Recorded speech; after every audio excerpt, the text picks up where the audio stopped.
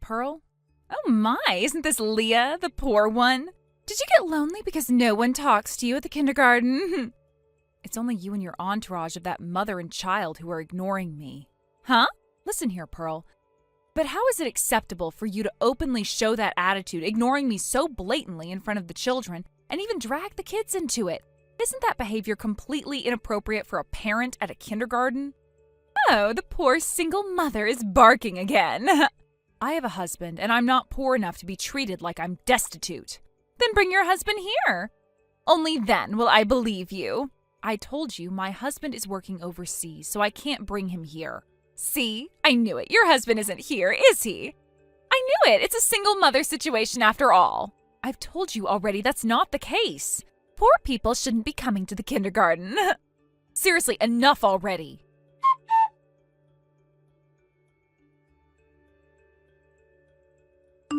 Grandpa, the friends at kindergarten didn't talk to me again.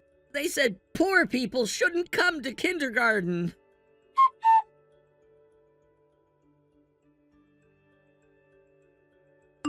Leah, do you have a moment?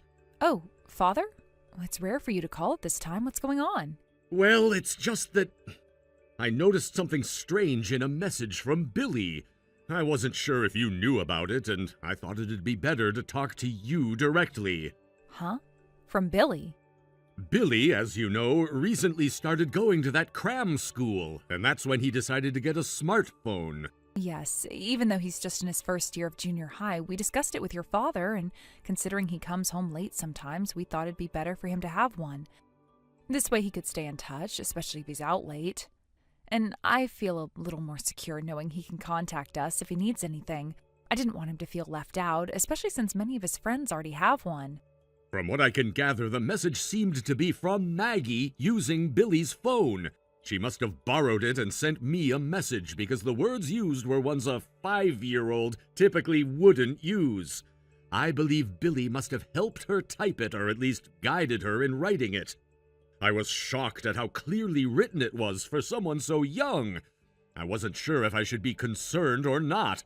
I don't even know where she could have learned some of those phrases, but I'm sure Billy had to have helped her. Now that you mention it, on the very first day Billy had his smartphone, Maggie kept running after him saying, "I want to use my brother's phone too." Did she get to borrow it from him? What did you receive in the message? What exactly did she say? Well, it was this. Grandpa, my friends at kindergarten didn't talk to me again. Poor people shouldn't come to kindergarten. What? This is the exact message that was sent. I haven't edited it in any way. I made sure to read it through several times, and it was definitely the message Billy sent. I'm still trying to make sense of it. But it seems like Maggie might not be getting along well with her friends at kindergarten. She must be feeling left out or hurt in some way. As for the mention of poor people, I'm not sure how that came up, and I'm definitely confused about it. I'm sorry for making you worry. It seems like Billy's been worried too.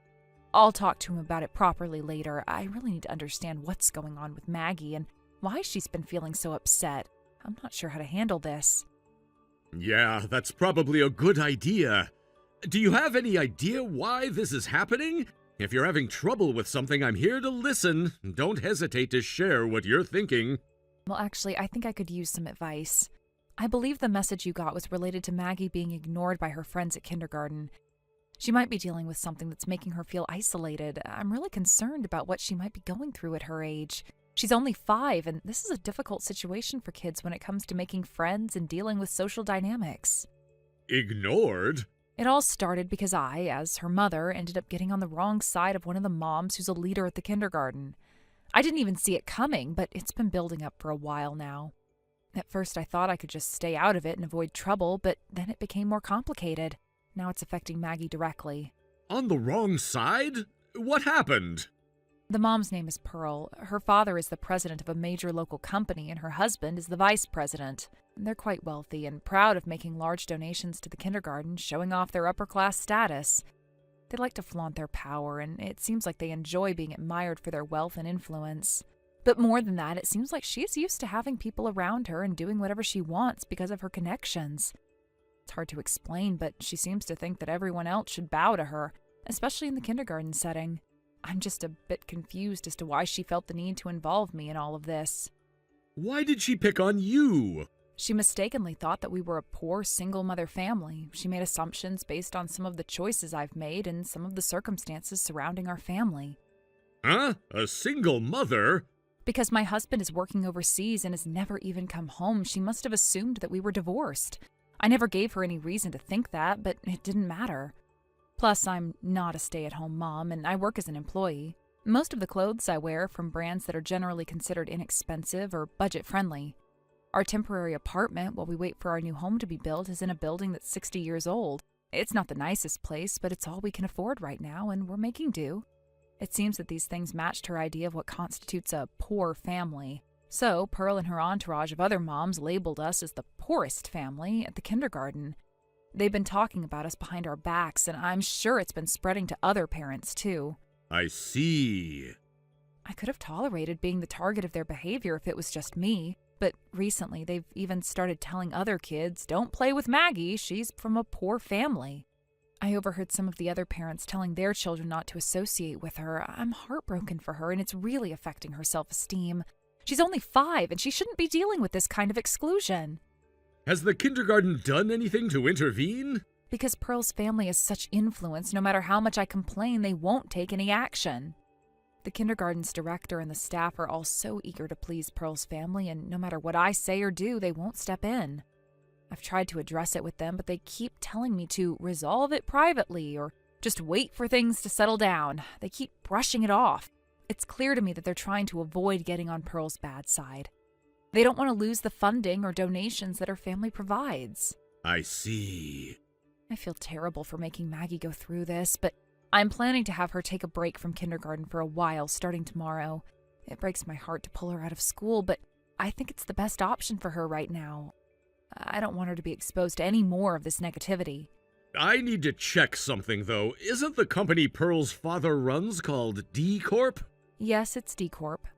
Are you, by any chance, involved with their business in some way? Ah, I am. But does Pearl not know that I'm your father? Well, that's right. Since I'm married now and my surname is different, and I met Paul after I got married, if she knew who I was, she definitely wouldn't have treated me that way. She's the type to respect power and authority, after all. She only values people who can offer her something in return. If she had known I was connected to you, she would have probably acted very differently. Can't help but feel like she's trying to manipulate everyone to get what she wants. I see. Understood. Perhaps it's time to deal with that family. Wait, father? I didn't mean it like that. I've been thinking about some things related to D Corp. There's an investigation that's been ongoing for some time. I've been part of some discussions regarding a few issues that have been brewing behind the scenes.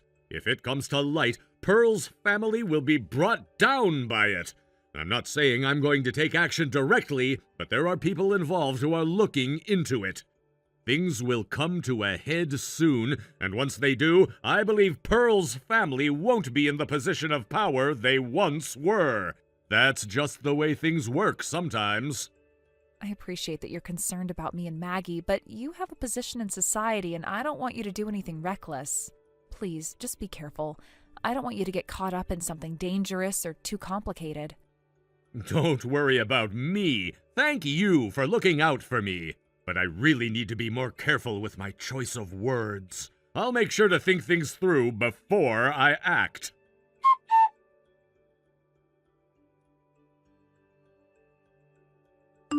Maggie, it seems like she's taking a break from the kindergarten. I wonder if she's finally starting to understand the reality of the situation. If she has, then it's high time you both left the school and disappeared. Just looking at the two of you, mother and daughter, fills me with disgust. Poor Pearl. What?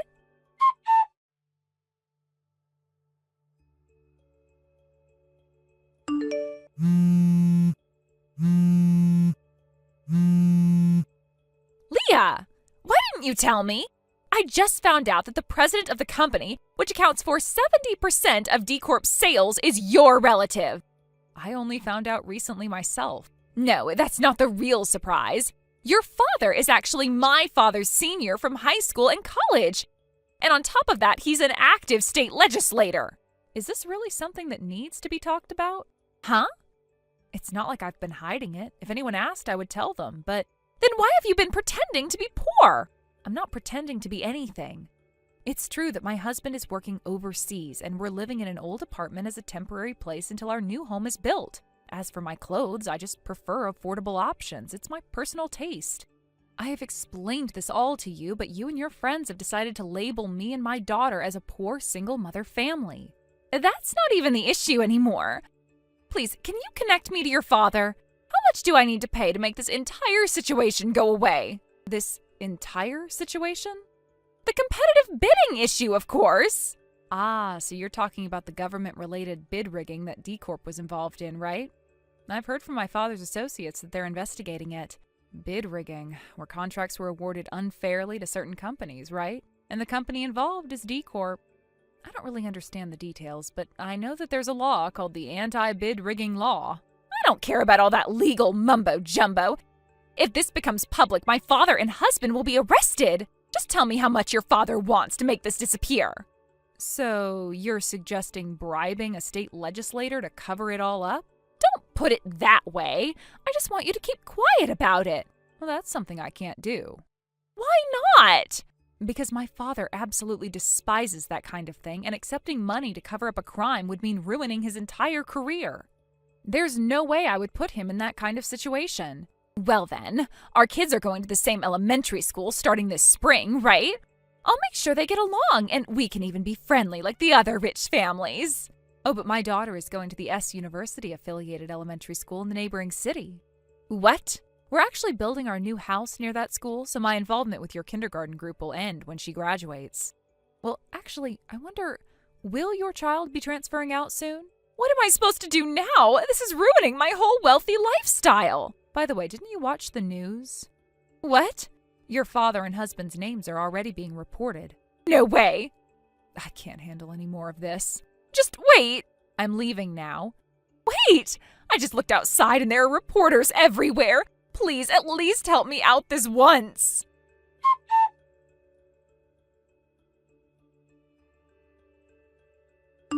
Leah, good morning.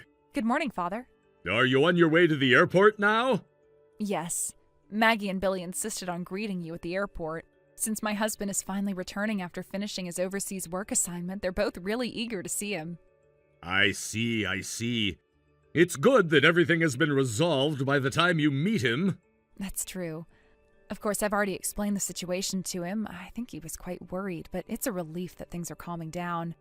As far as the kindergarten situation goes, things are finally peaceful, which is such a relief. Pearl's group of mothers has quieted down considerably, and it seems like the kids are getting along better now.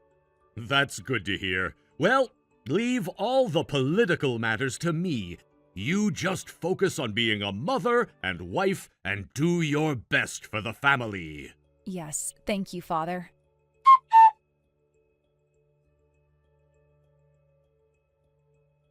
At last, things around me are calming down, and I can finally take a deep breath and feel a bit of relief.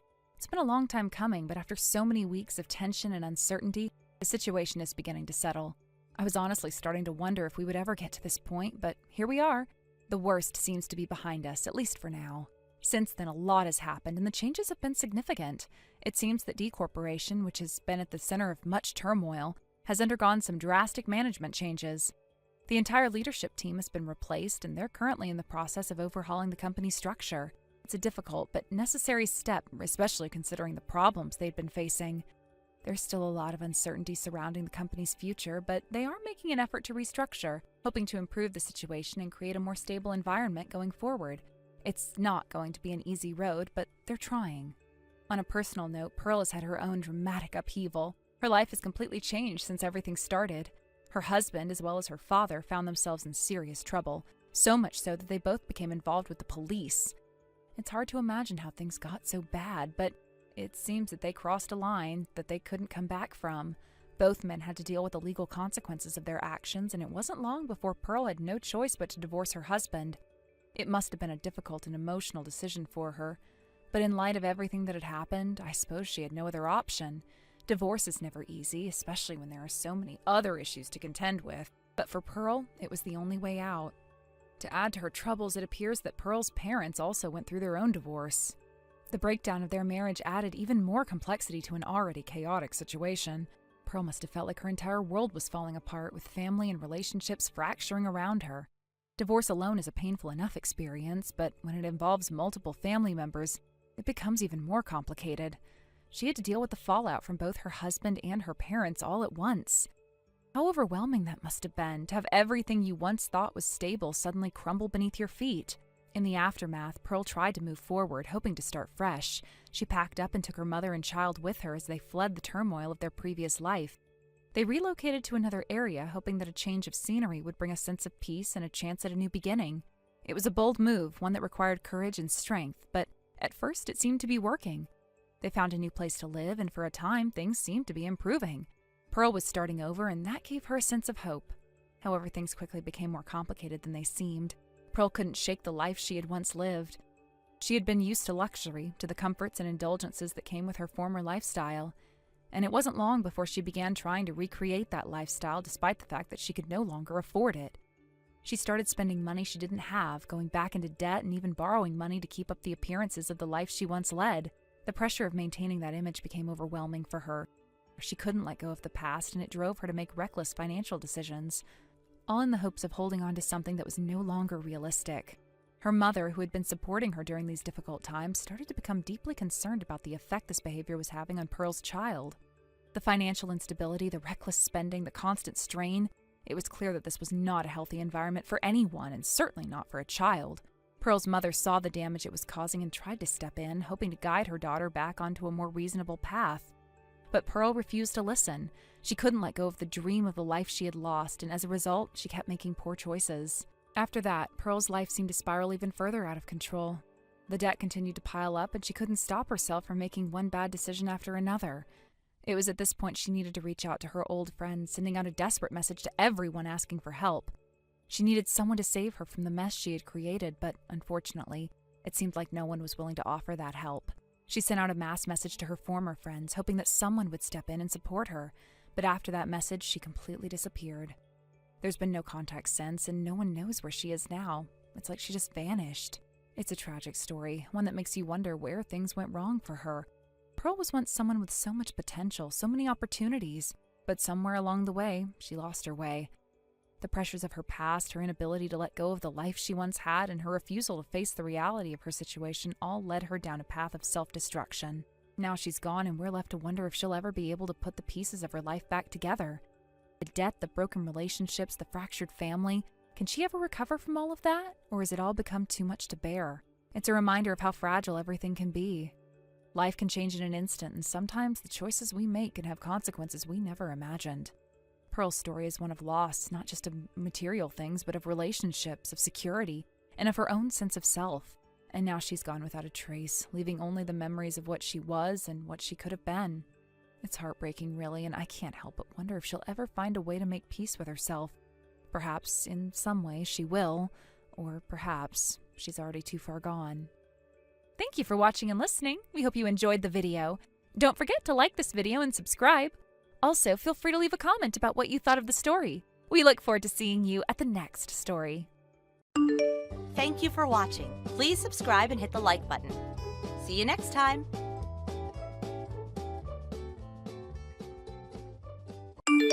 All right, I've made up my mind. Wyatt? I was just about to text you to ask if you were done with work. What did you decide? Rima, sorry, but I'm spending tonight with my ex-girlfriend. Riley? What? Your ex-girlfriend, as in Riley, the one who lived next door to your parents? Yeah, my childhood friend and ex. One of those people who are just extra special. Hold on, are you seriously saying that, knowing what day it is today? Even if you didn't realize, what you're saying is completely outrageous. Do you have any idea what you're doing? Yeah, that's part of why I'm messaging you. The hotel we booked for our wedding anniversary tonight, I'll be staying there with Riley instead. What? The hotel's already reserved, so I might as well spend it with the person I'm actually with right now, right? I seriously question your sanity. I never thought I'd be treated like this on our first wedding anniversary. Oh, come on, you can go any other time, right? Just let me have this one. I can't even begin to understand your thought process. Please, just let it go. You do realize what this means for us going forward, right? I'm not sure what you mean, but I'll take that as you letting me have my way. I've already checked into the hotel, by the way. I see. I guess it can't be helped. Thanks. Thanks? Seriously? Your delusion is so overwhelming, it's almost refreshing. I've managed to calm down because of it. I'll be heading back to my parents' house then.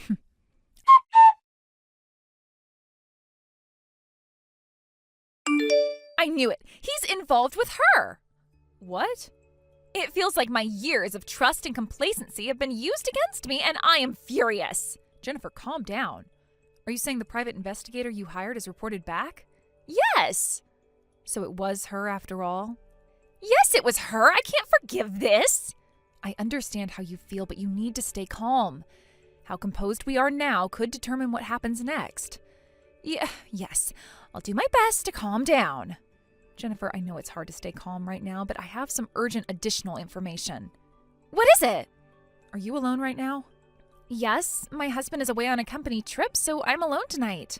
Understood. Is this about Wyatt? Was there something about him in the investigator's report? A little, yes. Some details about him came up as a byproduct of the investigation I requested. Wyatt is my husband's stepson, so he isn't biologically mine, but even so, I couldn't help but feel sickened by what I read. Could you share that with me as well? Sure, would you like to come over now? If it's all right, I'll come by in an hour. Got it, I'll get everything ready.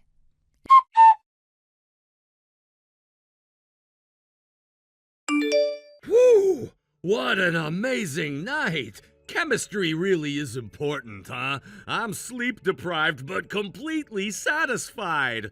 Morning coffee with someone you connect with is unbeatable. You're actually saying that to me? Your wife? What? The fact that that's your response, you're beyond saving. Huh? Anyway, no time to waste. She's asking for a round 2, so I'll catch up with you later. Oh, by the way, I extended the stay. I'll be back in a week. A week? What about work? Who cares about that? Just tell him I'm sick or something. Do it yourself. I'm not doing it for you. Later. He is hopeless.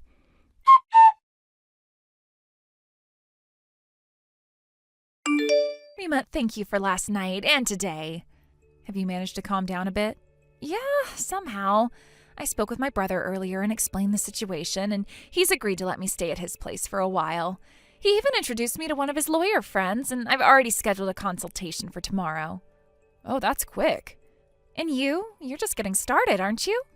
Yeah, first I need to start gathering evidence. We only found out about Wyatt's cheating last night, and while the investigation report you commissioned suggests their relationship has been going on for some time, if I'm going to move forward with the divorce, I need a solid final blow, something irrefutable. Also, I'll need to coordinate with how you're proceeding. You're right. We need to stay on the same page here. If you'd like, I can refer you to the private investigator I used. Since it's someone my brother knows, they're willing to give a bit of a discount. Really? Oh, that would be a huge help. All right, I'll pass your contact information to them. Thank you so much. What about you? What are you going to do next? Well, Wyatt will probably waltz back in like nothing happened, but you can't just go on like that, right? Are you going back to your parents' house for now? Yes, that's the plan. My workplace will be farther away, but fortunately, my job can be done remotely. I'm planning to discuss it with my manager. Got it. Our enemy is the same. Let's keep in touch and get through this together. Yes.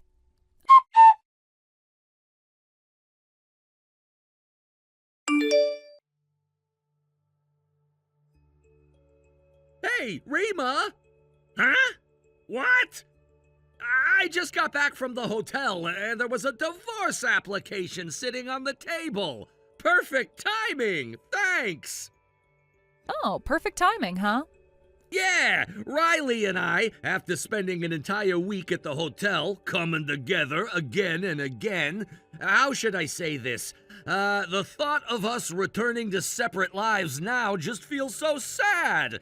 Riley feels the same way, and honestly, I feel bad for you, but I've decided to finalize the divorce as soon as possible. With that resolve, Riley and I came home together, and there it was, a divorce application with your name already filled in. All your stuff was packed up and gone, too. And now that I think about it, you said you were going to your parents'. You even took care of the moving process for me. Thanks to you, Riley and I can start living together today. Oh, is that so? Seriously, thank you. I'm really grateful. Truly, I mean it. Is that so? I'm gonna be so happy with Riley. Is that so? I'm heading out now to file the divorce papers and the marriage application at the same time. The level of delusion you've reached is truly astounding.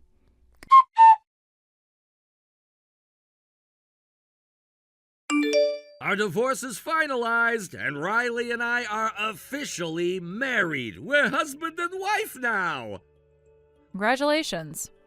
We're heading straight off to our honeymoon. Oh, so you're not coming back home? Nah, Riley wanted to go to this resort, so we'll be there for about a week. Another week, huh? Not that it's any of my business now, but have you informed your company about your absence? Yeah, can you handle that for me again? No, do it yourself. I have no obligation to do that anymore. Once we get to the resort, we're heading straight to the mixed outdoor hot spring.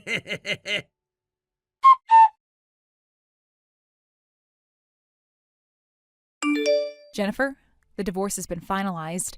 It seems they also filed the marriage registration with Riley at the same time. Oh my, how indecent! Well, from our side, it's been quite an interesting turn of events. I see. How about you? Yes, everything is going according to plan here. I just had my husband sign the divorce papers a moment ago, and I plan to submit them tomorrow. Not immediately, but tomorrow? Yeah, just to be safe, I'll do it tomorrow. Soon my divorce with my husband will be finalized. We'll be complete strangers. You had met with your husband earlier, right? How was it? It seems he had no idea that his affair had been discovered. His face turned completely pale when I told him. He signed the divorce papers without saying much, but then suddenly it seemed to hit him. He looked at me and said, "Wait, I still have time, right?" And with a desperate wide smile, he ran off. I wonder what he was trying to get in time for, I wonder. Who knows?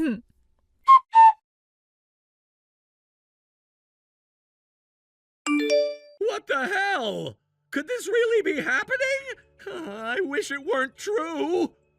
What now? Riley and Dad have been seeing each other, and it seems Riley actually considers Dad as her main partner, and Dad is seriously in love with Riley too. It seems like he wanted to marry Riley, but since he's still married to Mom, if their affair were to get exposed, it would result in a divorce and alimony. To avoid that risk, it looks like he thought that if I, his son, marry Riley and we start living together, they'd always have a reason to be together. But you're still married to me, aren't you? Just so you know, I'm going to claim alimony. It's gonna be on me to pay, and it won't affect us, so whatever. What a perfect example of someone only thinking about their own convenience. But the thing is, Dad's affair was discovered by Mom, and the divorce has been decided. Dad's gonna have to pay alimony to Mom, but now he can marry Riley openly. Last night, Dad contacted Riley and told her that. You and Riley must have filed your marriage registration just a little bit ago, right? Yeah, we did. You probably already know this, but legally, people who used to be husband and wife can't remarry each other. Even if you and Riley get divorced now, your dad and Riley can't get married anymore. That's it! That's what I was trying to tell you! What? Dad showed up at our honeymoon resort, and just now in our hotel room there was total chaos. Dad was shouting at me, "Why did you file the marriage papers with such timing? Now we can't get married!" He started hitting me, and Riley started kicking me and screaming. They both just tore into me. Then they both got all fired up saying, "But our love won't change." And before I knew it, Dad and Riley were about to You know, right in front of me. Oh my. I couldn't bear to watch anymore, so I grabbed my stuff and fled the resort. Wow. It's turned into a full-blown mess, hasn't it? What am I supposed to do now? Don't ask me. What? We've already divorced. Don't drag me into this. I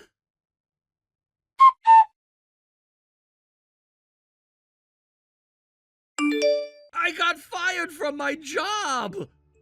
You got fired from your job?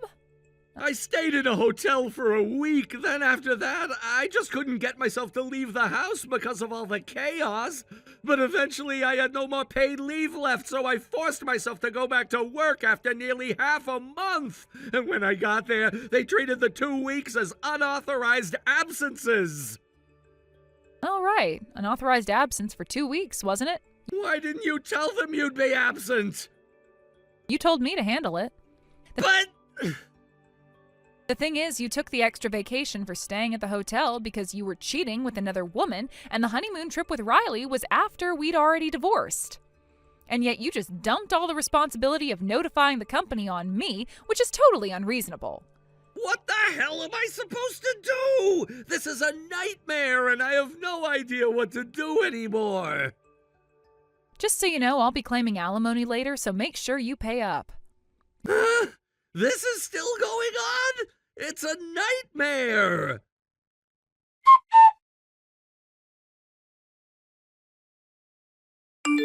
This is my fault. I should have made sure to take care of everything. You're just realizing that now? What do you mean? It's just like you said the other day. All of this started because of the mess you created. You thought you could get away with everything, but now that things have spiraled, you're blaming everything on bad luck and timing. I didn't think it would go this far! Well, now you know. You should have thought things through before you did all this. It's too late now, I know that. You didn't have any intention of actually working through it, did you? You kept pretending everything was fine while making it worse, lying, cheating, and expecting others to fix it for you. I didn't think it would be like this. Well, it is. Now you need to deal with the consequences whether you want to or not. What do I do? I don't know what to do anymore. I've told you already, I'm not helping you. You're on your own. But please, I need your help just this once. You think I'll just help you after everything you've done? You're the one who chose all of this. You're the one who caused it, not me. You have to face it now. Please, I just don't know what to do. I'm so lost and everything is falling apart. You should have thought about that before.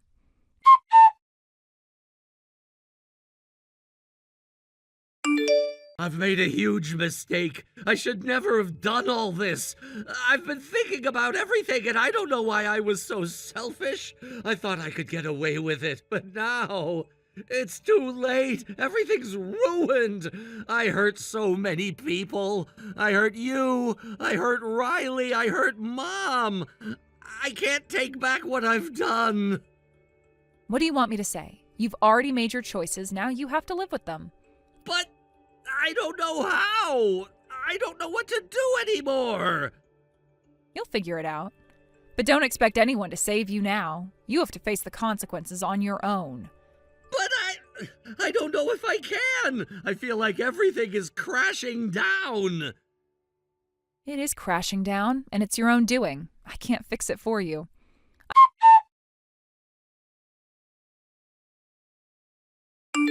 Please, just listen. I know I messed up and I don't deserve forgiveness, but I don't know what else to do. I need to fix things. I've heard enough from you. What? Why? I've had enough of your excuses. This is on you. You're the one who chose this path. You didn't think things through, and now you have to deal with the aftermath. I understand. I know I messed up. I'm just asking for a chance to make things right. You've had chances. You've had many chances, and you have thrown every single one of them away. Please, I'll do anything. Just give me a chance. No, I'm done here.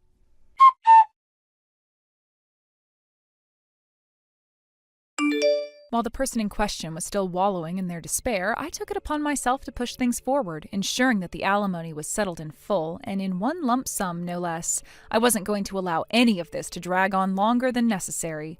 There was no point in delaying something that needed to be resolved quickly, especially when it came to such an important issue. Time was of the essence, and I wasn't going to let him waste any more of it, nor allow his emotional state to get in the way of practical matters. It had already been a long, drawn-out situation. We couldn't afford to continue like that, caught in limbo. Naturally, I didn't forget about Riley, the one who had caused all of this in the first place, the affair partner. She was no less responsible for the mess than Wyatt, and I made sure she was billed for her part as well. It was the least I could do. After all, she had contributed to the ruin of not just a marriage, but a family, and I wasn't about to let that slide without making sure she faced the consequences. The situation might have been difficult, but it was not going to be a free pass for anyone involved. Riley, in particular, seemed to think that her involvement was somewhat excusable, but I wasn't about to let her think she could escape her share of the blame so easily. I had to remind myself that while I was within my rights to demand this from them, I was still dealing with a family dynamic that was much more complicated than I would have liked. Family, no matter how flawed, always seemed to pull you back in, even when you had long since accepted the fact that you were better off without them. But in this case, there was no escaping what needed to be done. The financial aspects of it all had to be handled, and handled quickly. So I set about ensuring everything was squared away. The last thing I needed was for them to try and drag things out even longer, especially now that the damage had been done. Looking at my stepfather, who was now in the unfortunate position of being a tragic figure unable to legally marry, and Riley, it became clear that they both viewed everything that was happening as a little more than a storyline, a way to bolster the image of their relationship. To them, every part of their ordeal, from the betrayal to the eventual separation, seemed to be just another piece of drama to help cement their connection. I began to notice how they behaved, how everything that unfolded between them seemed to be viewed through the lens of a script they were following. There was no real sense of remorse or reflection, only an eagerness to move on and pretend as though everything was going according to plan. It was as though their entire relationship had been nothing more than a performance, and this unfortunate mess they had created was simply a chapter they could easily brush aside. They seemed to take it all in stride, as though it was something expected, something that only added flavor to their story. I could almost see them as characters in a soap opera, playing their parts, believing that everything that happened was somehow meant to be. It was an unsettling thought, but the more I thought about it, the more I realized it made sense. This was how they processed everything, the betrayal, the lies, the heartache. It was all part of some narrative they had built for themselves, a story where they were the central figures and everyone else was simply an extra in the background. I almost wondered if they were able to block out the emotional and moral implications of what they had done, or if they truly believed they had done nothing wrong. Their emotions, however, didn't seem to run deep. There was no real regret, no true understanding of the harm they had caused. From what I gathered, they didn't seem to realize how everything they had done had affected not just Wyatt's family, but the wider network of people who had known them. They had become so absorbed in their little world that they were blind to the pain they'd inflicted. There were people who had once looked up to them, people who had cared about them, and they had shattered those relationships with their actions. But neither of them seemed to have any awareness of the damage they had done. All they cared about was each other, their newly formed bond, and how they could present themselves as the victims of a cruel twist of fate. They were blind to everything else. Still, even though their perception of it all was rather self-serving, they managed to settle their debts. Riley and Wyatt both, paying the alimony in full and in one lump sum. I was somewhat surprised at how quickly it was done, but I suppose it was to be expected when there was little to no resistance from either of them. They had no intention of making things more difficult than they needed to be, not when they were so focused on their new lives. They probably thought that paying the money and putting everything behind them would help them move forward, but the truth was the mess they had made was not something you could easily erase with money. No amount of alimony would undo the damage, but at least it brought the financial side of things to a close. For me, this quick resolution was actually a blessing. While I had my reservations about the whole situation, at least it meant there would be less hassle in the long run. The last thing I wanted was to keep dragging things out or dealing with more of the emotional fallout from this entire mess. There had been enough of that already, and with the alimony paid in full, I was able to cross that particular issue off my list. No more arguments, no more back and forth. It was done. I didn't have to worry about Wyatt or Riley trying to wriggle their way out of their responsibilities. They had paid, and that was that. I could focus on moving forward, and that was the most important thing for me at this point. But life didn't stop there. After the payment was made, Wyatt and Riley's marriage came to an end, just as expected. Their relationship, which had always seemed to be built on shaky ground, collapsed completely. Wyatt, having lost everything, his family, his home, his finances, left town. There was nothing left for him there. He took what little he could and disappeared. No one knew where he went, and honestly, no one cared. His absence was just another part of the drama that had played out. It was as if he had become a ghost, fading into the background, no longer a part of the picture. The only thing left behind was the mess he had created and the sense of emptiness that followed him out of town. As for Riley, she didn't exactly have the luxury of disappearing. She was left to deal with the fallout of the divorce, but instead of taking time to reflect on her role in everything that had happened, she quickly moved on, within a matter of weeks. She and my ex-stepfather were already living together. It seemed like the next logical step for them, a way to solidify their bond. Their relationship, which had started off in secrecy, was now fully out in the open, and yet, despite the outward appearance of everything being fine, there was an underlying tension that couldn't be ignored. In the beginning, everything seemed to be progressing smoothly, or at least that's what they wanted everyone to believe, but soon enough the cracks began to show. The neighbors, who had been quietly observing their relationship from a distance, finally started to take notice. At first they kept their opinions to themselves, but as the days went by, it became increasingly difficult to ignore the odd looks and whispered conversations behind closed doors. The whole situation had started to attract attention, and not in a good way. It was then that my ex-stepfather and Riley seemed to wake up to reality. For all their earlier confidence, they hadn't realized just how much judgment they were under. It wasn't just their immediate families that had been affected by their actions, it was the whole community. People who had once respected them now viewed them with suspicion, and it seemed to be a hard pill to swallow. They were no longer the picture-perfect couple they had once imagined themselves to be. Instead, they were just two people who made a series of poor decisions and now had to live with the consequences. Their fantasy of a happily ever after was crumbling before their eyes. It wasn't long before their relationship started to show signs of strain. The awkward silences grew longer, the arguments more frequent, and the sense of unease that had previously been pushed aside could no longer be ignored. They had moved in together quickly, thinking it would somehow solidify their connection, but it had only brought out the differences between them. They weren't the perfect match they had once believed themselves to be, and the reality of their situation was starting to take a toll. Now it seemed as though the end was near. The tension between them had become palpable. The relationship was no longer the fresh, exciting new beginning they had imagined it to be. It had become a strained and uncomfortable existence, one that was unlikely to last much longer. Every day felt like a reminder of how fragile their bond truly was, and how quickly it had unraveled. The realization that they were not going to live happily ever after, that their story was not one of a fairy tale romance, seemed to have finally sunk in. Thank you for watching. Please subscribe and hit the like button. See you next time.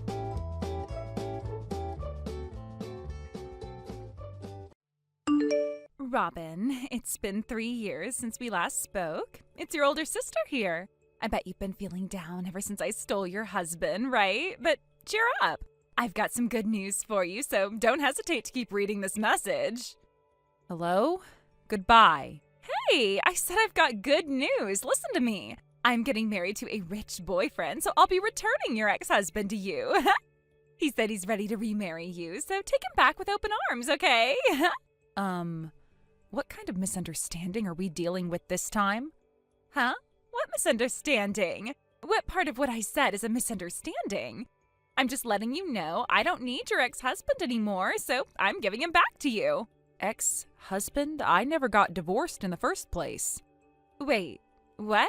I got married 4 years ago, and my husband and I haven't had any major arguments. We're getting along well, and we even have a 2-year-old child now. What? You're the one who's got things all wrong. Your ex-husband fell in love with me, and we ran away together. That's why he's been living with me for the past 3 years. There's no way I could be mistaken about that. It's the undeniable truth. Well, it's true that you've been living with someone you believe to be my ex-husband. That much is a fact. Right? But here's the thing. The man you think is my ex-husband isn't my husband at all. He's someone completely different. Wait, what? 3 years ago, when you sent me that weird message saying, I'm taking your husband, and then disappeared, my husband and I were actually on a vacation at a resort. To get more specific, at the exact moment your message came through, my husband and I were strolling hand in hand through a beautiful resort town. What? Ever since then, my husband and I have been living together as usual with no problems in our marriage. So the man you think is my husband has to be someone else entirely. What the heck? Well, if that's the case, you should have contacted me right away. The fact that you didn't means you're lying to cover up the pain of having your husband stolen from you. Didn't you have me blocked until just recently?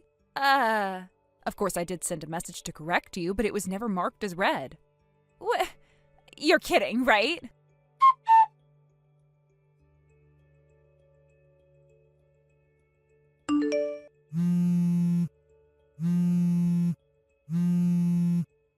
Robin!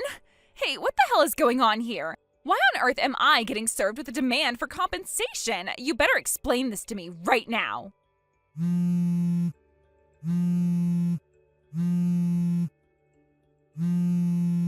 Why are you even calling me about this?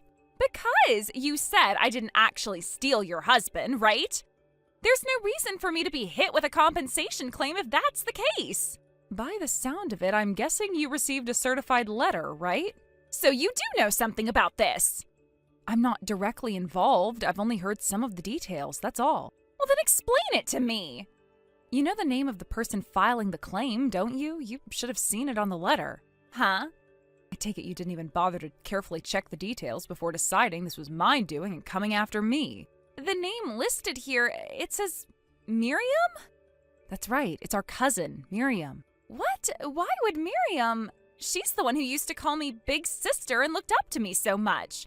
Why would she be the one filing a claim for compensation against me? You seriously can't figure it out? What the hell is this? What's going on? If you read through the document carefully, it's all explained there, but fine, I'll make it clear for you. The Mark you ran off with, the one you had an affair with, is actually Miriam's ex-husband. What?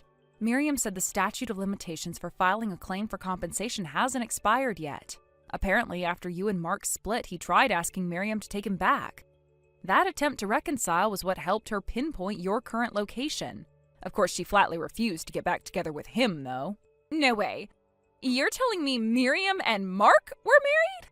You might not have known this, but Mark, Marcus, Miriam, and I all went to the same university. What? Seriously? Yeah, first Marcus and I started dating. At the time, Miriam intentionally had a bit of interest in Marcus, but when she noticed Mark and started interacting with him, they hit it off and began dating. Eventually, after graduating from university, both couples ended up getting married. And here's where it gets interesting. By pure coincidence, the apartments we moved into after getting married were in the same complex, albeit on different floors. The A apartment complex? Exactly. Building 3 of that complex, though Marcus and I have since moved out. Wait, what was the apartment number again? Marcus and I were in Unit 305, while Miriam and Mark were in 502. That's it. What do you mean? I saw Marcus near the station and decided to follow him, thinking it was the perfect chance to figure out where you were living. The place I ended up following him to was Unit 502. Ah, so you thought you were tailing Marcus, but in reality you were following Mark instead. Now that I think about it, even though I knew your husband's name was Marcus, I guess I convinced myself otherwise while I was getting involved with Mark. Ah, well, sounds like you rewrote your own memories to fit your narrative. Jesse, you have a knack for believing whatever suits you best, don't you? That's not... You totally did, didn't you? Come on, admit it. Fine, whatever. If it's compensation, my rich boyfriend will pay for it anyway.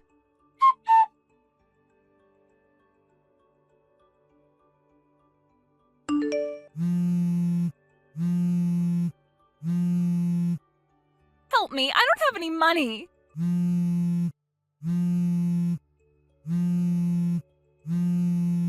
Robin, pick up! If this is about money, I'm not lending you any. I haven't even said anything yet. Well, you just said you don't have money, so it's pretty obvious where this conversation is going. Did I hit the nail on the head? Fine. Can you just lend me some money, please? I already told you, no. Weren't you just boasting about how your rich boyfriend would handle everything? He dumped me! Said there's no way he'd marry a homewrecker who's also a 2-timing cheat. Oh, so he found out about your past behavior? Yeah, his parents had me investigated when he mentioned me to them.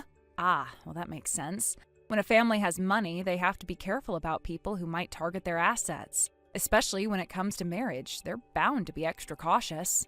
This isn't the time for you to be analyzing their reasoning. What am I supposed to do now? Figure it out on your own. You're my sister. You're supposed to help me when I'm in trouble. Don't pull the sister card only when it's convenient for you. You got yourself into this mess by going after someone you thought was my husband. Sure, your mistakes didn't directly harm me, but Miriam ended up being the real victim in all of this. Why should I lift a finger to help someone who's done nothing but cause problems? I can't believe this. Oh, and by the way, don't even think about turning to Mom and Dad for help. What? They were furious about what you did 3 years ago. Your little escapade ruined their relationship with Uncle and Aunt, the parents of Miriam. At this point, they barely tolerate the fact that I still keep in touch with Miriam. No way! That's how bad it got. In fact, Mom and Dad wanted me to tell you something. They don't consider you their daughter anymore. They don't want to see your face ever again. And they've officially disowned you. You can't be serious! Oh, I'm completely serious. Also, they've moved, so if you're thinking of showing up at the old house, don't bother. Some strangers are living there now. Nobody's going to help me. What am I supposed to do now?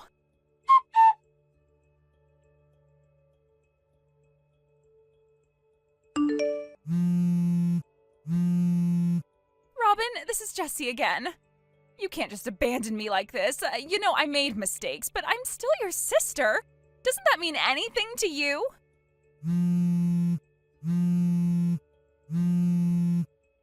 Stop calling me, Jessie. You have burned too many bridges to expect anything from me anymore. I have my own life, and I refuse to let your problems drag me down. Goodbye.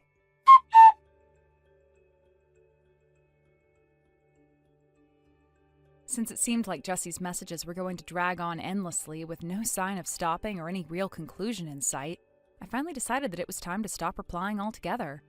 The endless stream of messages was getting more and more overwhelming, and the conversation isn't going anywhere. There was no sense in continuing to engage in a dialogue that seemed to be going in circles, especially when I felt like my responses weren't really making a difference. I had hoped that at some point things would calm down and she would figure it out on her own, but it was becoming increasingly clear that the situation was more complicated than I had initially thought. I had always been there for Jessie, or at least I thought I had been. We had been friends for a long time, and I'd seen her go through her fair share of ups and downs. She was the type of person who would always get herself into some kind of mess, yet somehow managed to get out of it with little more than a scratch. But this time, it felt different. This time, there was a sense of helplessness, a feeling that things were spiraling beyond her control. I didn't know how to help her anymore, especially when it seemed like nothing I said was having any real impact. She was determined to make her own choices, for better or worse, and maybe the best thing I could do for her was give her the space to figure things out on her own. So in a moment of frustration, I made the decision to stop responding and just leave her messages on read.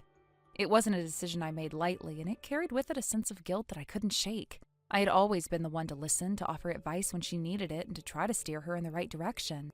But now, I wasn't sure if anything I said would make a difference. It was as though Jessie was caught up in a whirlwind of emotions and confusions that I couldn't untangle. She seemed to be stuck in a cycle of decisions that weren't leading her anywhere good, and I wasn't sure how much more I could help her when it felt like I was just another voice in the noise.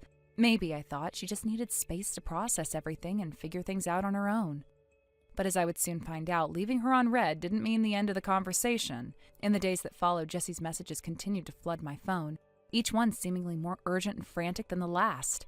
It was as if she couldn't stop herself from updating me about her every move, every thought, and every new twist in the strange and chaotic story of her life.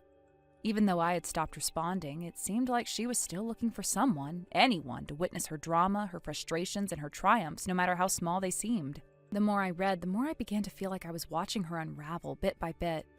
It wasn't just about the things she was saying anymore, it was about the way she was saying them. Her messages were no longer full of excitement and optimism about her new life in New York City. Instead, they became desperate, confused, and full of regret. Jessie, the girl that had once been so confident and fearless, was now showing a side of herself that was vulnerable and uncertain. She was trying to hold it together, but it was becoming increasingly difficult.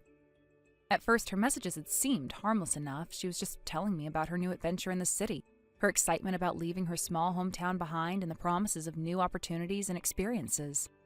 Jessie had always been the type to embrace change, to chase after something bigger and better, and she was convinced that New York City was the answer to all of her problems. It was supposed to be the fresh start she had been waiting for, the place where she could reinvent herself and leave everything behind. But as the days went by, It became clear that New York wasn't the dreamland she had imagined.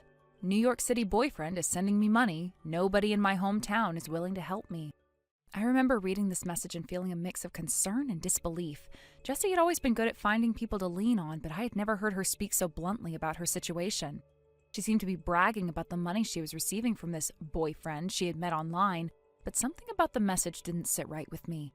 It felt like she was depending on this stranger in a way that seemed dangerous and reckless, as though she was putting all her faith in someone she barely knew just because he was offering her financial support. The fact that she was so quick to turn to this guy for help instead of trying to rely on herself made me uneasy. It also made me think about the larger picture. Jessie had always been the type to expect people to come to her rescue to offer help when she needed it. It was a pattern that I had noticed over the years, and it was clear that this situation wasn't an isolated incident. There had been countless times in the past when Jessie had found herself in trouble and expected others to bail her out. But now, it seemed like she was trying to solve her problems by relying on someone who was, for all intents and purposes, a complete stranger. It was a risky move, one that I didn't think she fully understood. But that was just the beginning. As Jessie continued to update me, her tone began to shift. What had started as excitement about her new life in New York City quickly turned into frustration and confusion.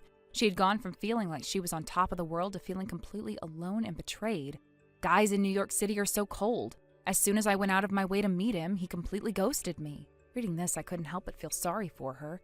Jessie had been so excited to meet this guy, convinced that he was going to be the one to make her feel welcome in the city, to show her the ropes and help her navigate this new chapter of her life. But instead, he had completely shut her out. It wasn't just that he didn't respond to her messages or calls, it was that he had gone silent entirely. She had gone out of her way to meet him, and in return, he had disappeared. It wasn't just a rejection, it felt like an abandonment. Jessie had invested so much hope and energy into this person, and to have him completely shut her out was a blow she wasn't prepared for. I could tell that Jessie was hurt, but rather than sitting with her feelings, she quickly tried to brush it off and move on to the next thing. I've already found a new guy. Typical me, right? It was clear that she wasn't letting herself fully process what had happened. Instead of confronting the feelings of disappointment and hurt, she was throwing herself into the next thing that came along. This new guy, this new relationship, was her way of trying to fill the void left by the first. But even as she typed those words, I could tell that she wasn't fully convinced by the new situation. She was trying to convince herself that everything was fine, that she could handle it, but deep down, I knew that she was just running from the pain of being hurt. She wasn't facing her feelings, she was covering them up with a distraction of a new relationship. And it wasn't long before that relationship began to show its own cracks. My new boyfriend lent me some money, but something feels off about him. This was when I began to get really concerned. Jessie had been so confident earlier, so quick to jump into a new relationship, but now she was expressing doubt. She didn't explain what exactly felt off about him, but it was clear that something was wrong. Her intuition was telling her that she was getting herself into another dangerous situation, but she wasn't sure how to get out of it. I could almost feel her internal struggle as she tried to justify her actions while simultaneously realizing that she had made yet another mistake. What should I do? He told me I need to earn money here, and then he took me to this really shady place.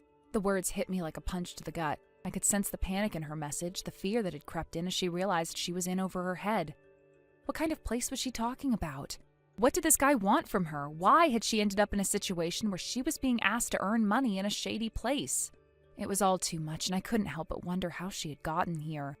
How had she gone from being a girl with dreams of a fresh start in New York to someone caught in the dangerous situation like this? This is so bad. Her brief, desperate message left no room for doubt. Jessie knew that she was in trouble, but she didn't know how to escape. It was clear that she was stuck, unsure of what to do or who to turn to. She had gone down this path before, but this time it felt different. The stakes were higher, and there was no safety net. Please help me. That was the last message I received from her. I sat there for a long time after reading it, the weight of her words sinking in. I couldn't help but feel a deep sense of worry for her. She'd gotten herself tangled up in a situation that was beyond her control. And now she was reaching out for help, but there was nothing I could do. It was a helpless feeling, one that I had experienced before, but never to this extent. Jessie had always been the type to get herself into trouble, but this time it felt like she was in over her head.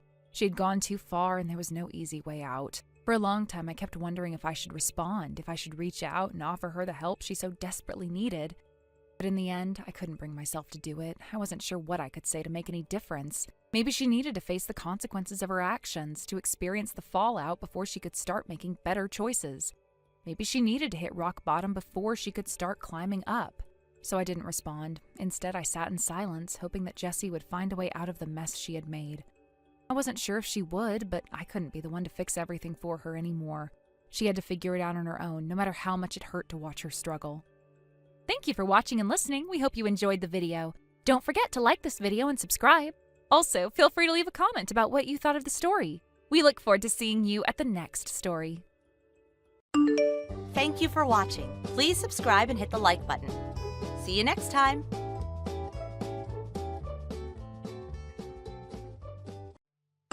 I brought back my 27-year-old girlfriend and our 6-year-old daughter from the place I had been stationed alone for work. Destiny, you're no longer needed. Sign the divorce papers and get out. Take our son with you, too. Is that so? Have you already prepared the divorce papers? Yeah, I'll put them in the mailbox tomorrow. I've already filled out my part, so I want you to submit them to the municipal office as soon as possible. I see. Well, since you've gone to the trouble, I'll accept them. But I won't be submitting anything until I've confirmed that alimony and child support have been deposited into my account. What? Huh? What's the problem? It's just, your response is unusually calm. I was expecting something more like panic or outrage. Oh, is that what you were hoping for? Well, I mean, normally I don't think anyone would be composed in this situation. That's probably because I've known about your affair for quite some time. What? You've been having an affair during the 8 years you were stationed away, and you even had a child with the other woman, didn't you? At first, you were supposed to return after 3 years, but you kept finding excuses to extend your stay. In reality, it was because you had a child with her, wasn't it? You couldn't come back here because of that. And now, after all these years, you finally decided to return because as your child with her grew older, it became harder to keep it a secret. The timing coincided with our son Jake turning 18 and becoming an adult. Isn't that the truth? You knew all of that? This is actually terrifying. Oh, please. Do you know who first noticed your affair? It was Jake. What? It was around this time last year Jake was in Houston for a sports tournament. Houston? You understand what I'm saying, don't you? You and your mistress, along with your daughter, were also in Houston for a little family trip, weren't you? You played house, pretending to be one big happy family, didn't you? And Jake saw it with his own eyes. It's been almost a year since that incident, so Jake seems to have calmed down a bit, but I won't let you act as if you don't understand how traumatic this has been for him. I also know that right now you, your mistress, and your daughter are temporarily staying in a weekly rental apartment in the city. I'll be sending you a certified letter there. I've already contacted a lawyer, so you better prepare yourself.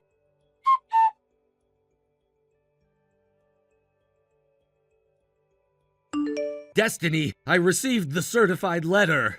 The evidence of your affair was included too, wasn't it? Yeah.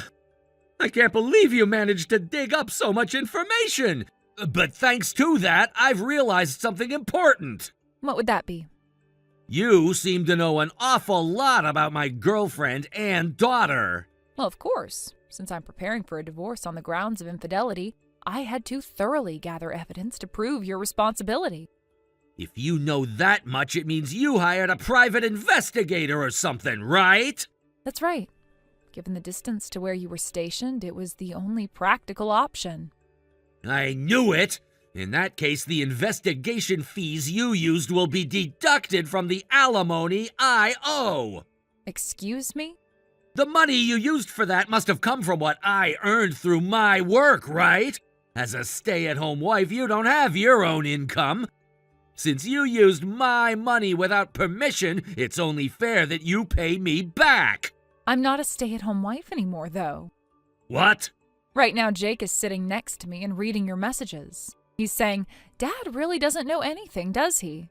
What's that supposed to mean? You remember how Jake sent you a link to an online bookstore the other day? Yeah, I remember. It was for some novel, right? That novel is my source of income. Wait, what?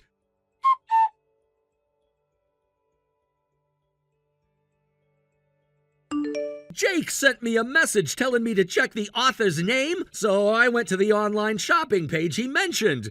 And there it was! The author's name was your old last name, Destiny! When Jake entered middle school, I submitted a novel to a competition just for fun, To my surprise, it ended up winning an award. I decided to use my maiden name as a pen name to separate it from my real identity. It was a spur-of-the-moment decision, and I've just continued writing under that name ever since. Thought I'd told you about how it eventually brought in enough royalties to live comfortably. Did I not mention it before? Wait, seriously? I'm pretty sure I even handled all the paperwork about our tax and dependency status at the time. Did you forget? What? Anyway, that's the situation. So no, I'm not a full-time housewife.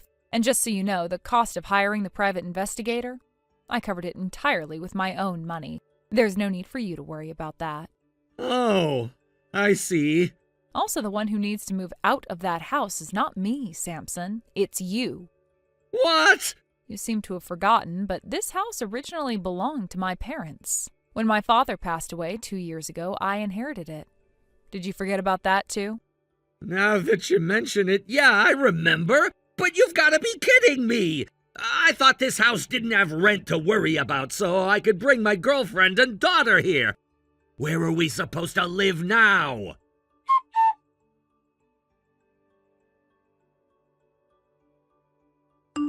Hey, Destiny! I can kind of understand the alimony. Both my girlfriend and I were already prepared to pay that, but what's the deal with child support?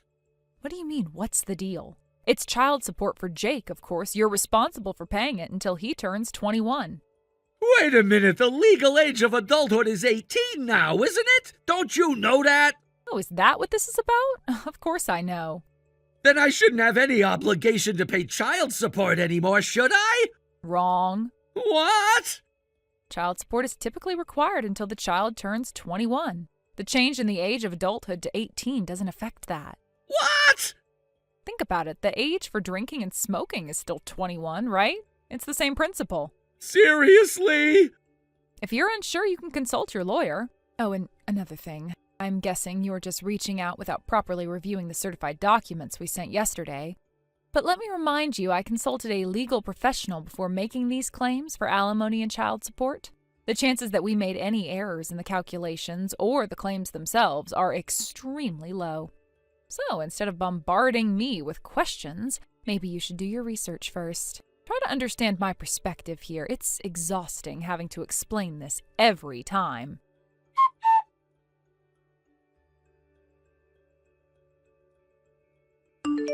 Destiny, about Jake's child support. It's only for 2 years, right? Can't you cut me some slack? What? If it's only 2 years, then pay up properly. No, it's not like that. Look, I have a daughter now. She's gonna need a lot of money as she grows up. Let me guess, you're saying you didn't prepare for Jake's child support because you wrongly assumed it wouldn't be required, right? And for the record, the child support isn't for me, it's for Jake. He said if my father can't even fulfill basic parental responsibilities, then I'll make sure to get what's due. So that's his stance on the matter. What? I respect Jake's decision on this. But seriously, I'm strapped for cash and paying it all at once? Figure it out yourself. I don't trust you. At least let me pay in monthly installments. Come on! It's time you stopped making excuses. What? If you have questions, ask your lawyer. If you have any requests, communicate them through your lawyer. Destiny! I'm not going to block you because of Jake, but as a general rule, I'd prefer all communication to go through my lawyer. Wait, hold on! Bye. Destiny!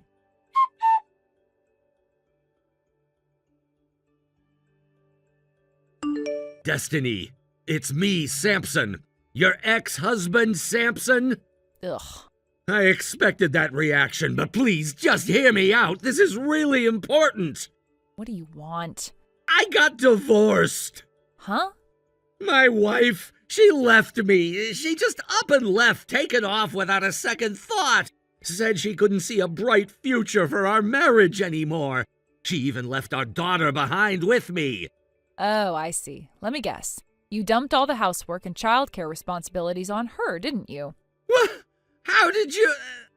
Just a hunch. I figured you hadn't changed, and it looks like I was right. Oh, man, I knew it. You're the only one who really understands me. Hmm? Let's get married. You're still living in that house, right? I'll bring my daughter over tonight and you can become her new mother. I'm already remarried. What? Yes, my husband is a fellow novelist, someone my age. I've also moved out of that house. I live in his apartment now. As for the house you're referring to, Jake and his wife are the ones living there since they got married. Jake got married? Why didn't anyone tell me? Jake suggested I wait and surprise you with the news. He's right here next to me, actually. What? Jake and his wife are visiting me right now. When Jake heard about you still pestering me, he joked that it's better to come clean about my marriage. He thought keeping it a secret might backfire somehow. What the hell? Oh, and one more thing. Don't even think about reaching out to Jake for help. He doesn't see you as his father and would call the police on you in seconds. The police? Anyway, I think we're done here. You've said what you needed to say, right? Goodbye. Wait, hold on. What am I supposed to do? How do I even raise a teenage daughter? I have no idea how to deal with her. Do you have any advice? She's in such a difficult phase right now, and the house, it's falling apart. I mean, it's a complete mess, and I don't know how to keep up with cleaning and everything.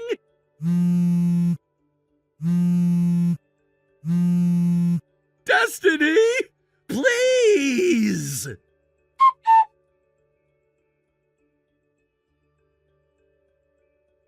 Samson's tendency to completely abandon household responsibilities, leaving them all on my shoulders, wasn't something that started after our divorce. It's something that happened consistently throughout our marriage. From the moment we said our vows, it became a pattern, one that would continue throughout our time together. There was never any real effort on his part to share the workload of housework or parenting. It was as if he had no concept of what it meant to be a partner in those respects, and I found myself doing everything. At the time, I thought it was just the way things were supposed to be.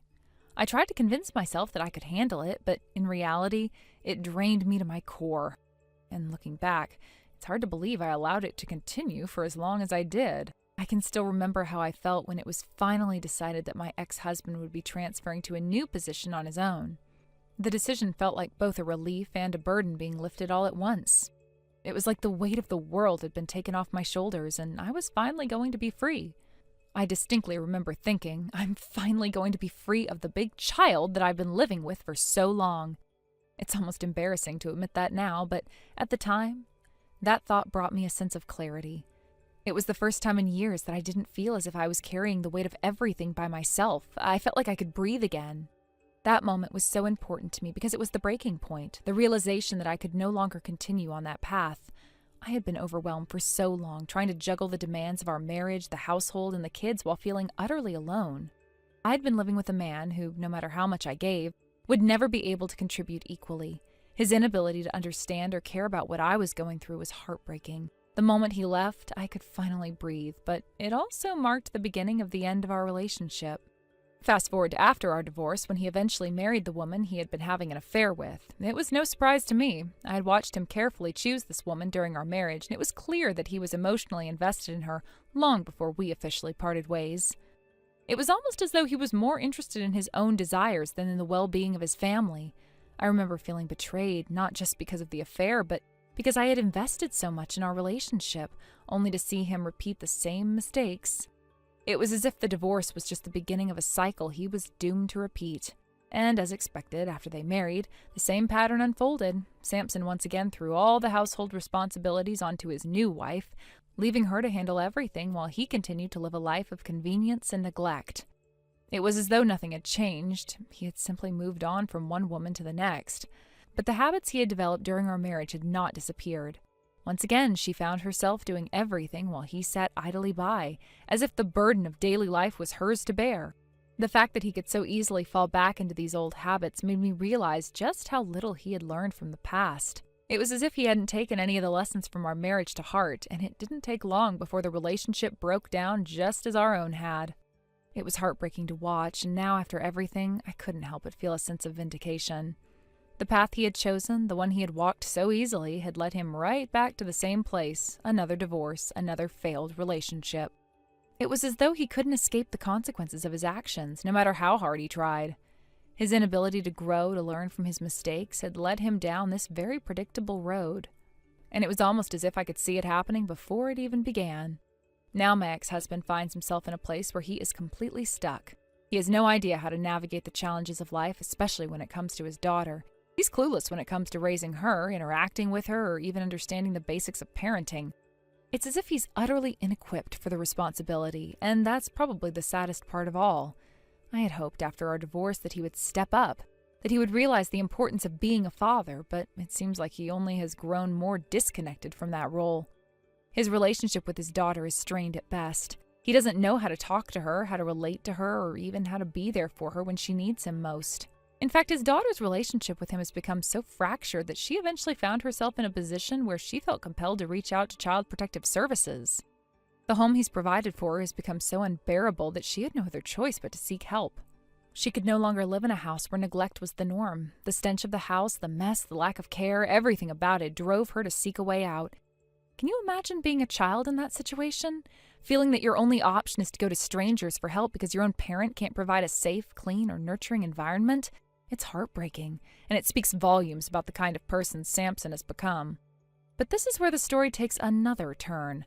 Not only is his personal life in shambles, but his professional life has also taken a major hit. He's been removed from the fast-track to promotion at work. Once a promising employee, his career is now stagnating. It's almost poetic in a way. His inability to commit, his selfishness, and his lack of accountability have all caught up with him. He betrayed people along the way, and now he's paying the price for it. His lack of effort, both at home and at work, has led him to a point of no return. It's a harsh reminder that actions have consequences, and those consequences can follow you in every part of your life. I can't help but feel a certain sense of validation when I think about all that's happened. It's not like I take pleasure in his downfall, but rather that I've been able to see firsthand how life is a way of delivering consequences. We all make choices, and sometimes those choices come back to hurt us.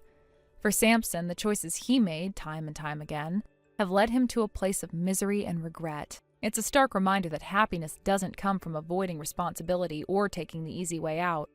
At the same time, I can't help but feel a sense of sadness for his daughter. She didn't ask for this. She didn't ask for a father who couldn't care for her, who neglected her emotional needs, and who failed to provide the basics of a stable home. The life she's had to endure is something no child should have to go through. Think about her future, and I worry. Will she be able to overcome the damage that's been done? Will she be able to find a way to move forward, or will she carry the scars of her childhood with her into adulthood? It's a question that haunts me, and I wonder if she will ever truly escape the shadow of her father's neglect. For me, the years of exhaustion, of carrying everything on my own, are behind me. I've moved on, and I've learned so much along the way. I've learned the importance of setting boundaries, of not allowing someone else to shoulder all the responsibility while I bear the weight of everything. I've learned about the importance of recognizing my worth and not settling for anything less than the respect and care I deserve. And while my life isn't perfect, it's mine. I've built a life that is my own, free from the burden of someone else's irresponsibility. As for Samson, he's stuck in the mess he created for himself. He's unable to break free from the patterns that have held him captive for so long. He's trapped in a cycle of poor decisions, unable to see a way out. And as I reflect on his situation, I realize that it's a cautionary tale. It's a story of what happens when we fail to take responsibility for our actions, when we prioritize our own desires over the needs of others, and when we refuse to grow. His life is a reflection of everything he chose, and the consequences have been devastating. He may never fully realize the depth of his mistakes, but his story will always serve as a reminder of the importance of accountability. Looking back at who I was during our marriage, tired, frustrated, and desperate for a change, I realize just how far I've come. I'm no longer the person who quietly suffered under the weight of someone else's neglect. I've claimed my sense of self, and I have found peace in knowing that I am in control of my own life now. Samson's story may be one of failure, but it's also a story of lessons learned, and those lessons will stay with me as I continue to move forward. Thank you for watching and listening. We hope you enjoyed the video. Don't forget to like this video and subscribe. Also, feel free to leave a comment about what you thought of the story. We look forward to seeing you at the next story. Thank you for watching. Please subscribe and hit the like button. See you next time.